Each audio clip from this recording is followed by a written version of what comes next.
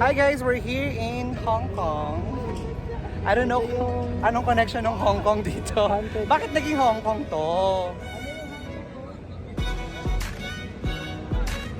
So sa previous City Walk kasi, ito ay yung horror house. So ginawa lang nilang Hong Kong University.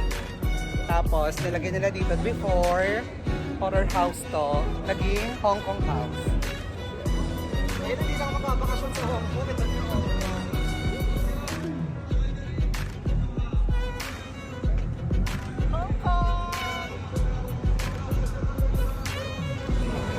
Ayun guys, so sa mga gusto makatipid, punta lang kayo sa Little Asia kung saan bansa na kayo makakarating.